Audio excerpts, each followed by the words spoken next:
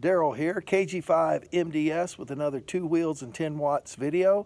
Today I'm activating another Parks on the Air activation from Eisenhower State Park in North Texas. And today's focus will be on small portable operations, which is usually what I do. I like to carry my gear, I like to have as little as possible so I can put it on my motorcycle and carry it without much trouble, and it's not a lot of weight. And I like doing these videos. Hopefully I'll encourage some other people that you don't need a whole lot of equipment. You don't need big suitcases full of gear and everything to have successful activations. You can get by with small portable operations. Exactly how small are we talking about? Right here. Everything I need is in this small 12-inch by 6-inch by 4-inch bag. So let's get started. Okay, so I got my bag out and let's start unpacking it. And I can't see the screen real good, so I hope y'all can see everything. So first we have some coax. Okay. Next I have a little battery to power my transceiver. It's just a small battery that I got from a hobby store that powers RC planes and such. And it can power my KX3 transceiver for, I don't know, 8 hours plus or minus, and that's actively using it and calling CQ, not just listening. Then I got my KX3 transceiver. Okay. Then I have earbuds. I have a power cord. I have a microphone. Okay. Logbook. And I got a couple of bungee straps. You never know when you're going to need those. And I've got my CW keyer, even though I don't know code yet. So that's all in the main compartment. Now, I need an antenna.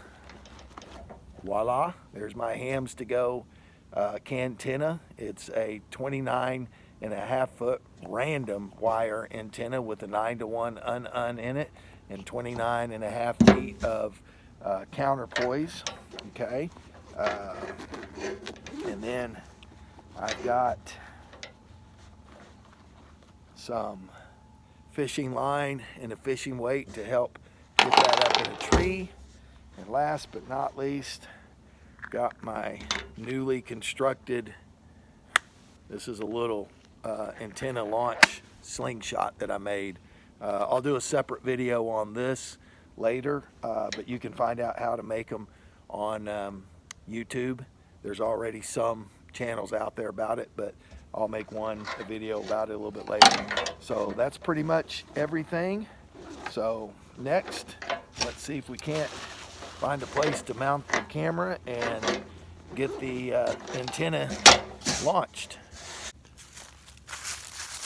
Okay, so some of you may be wondering why I'm doing this antenna launcher this way.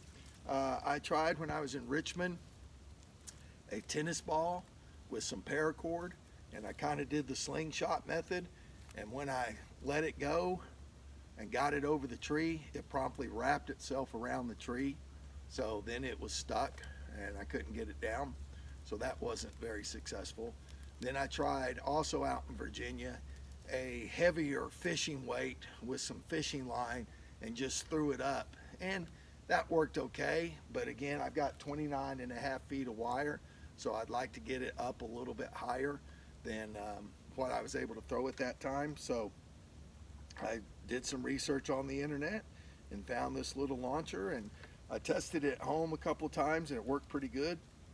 The elasticity tends to start to wear out, so I think you have to change the balloons every now and then, but let's see how we do with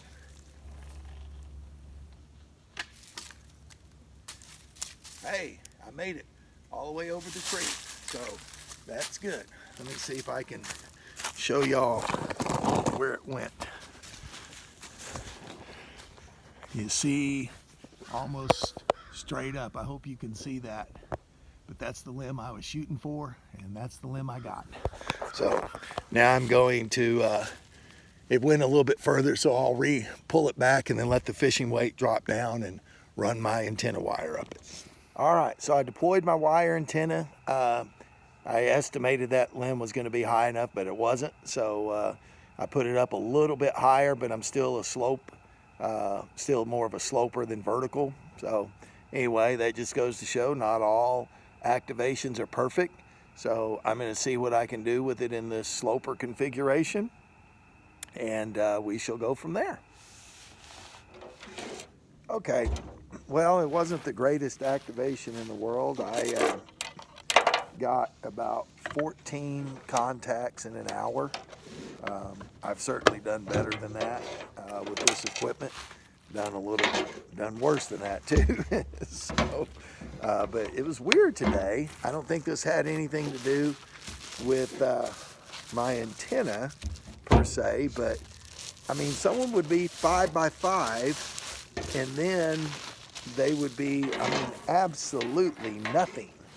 And you know, I've had people be, you know, 5'5" or 5'7" or 5'9", and then drop down, and I could still hear them. But I mean, no, this was like 5'5" and then nothing. And I don't think, you know, again, I didn't have the elevation that I wanted with my end-fed wire antenna. I would like to have had it more vertical, but I don't think the issues were in regards as a result of that.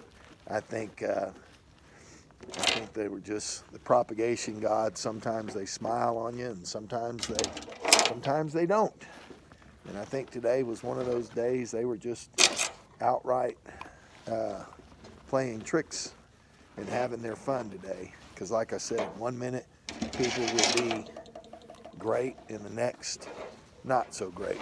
But hey, I got 14 contacts in an hour, QRP, so that's not too shabby.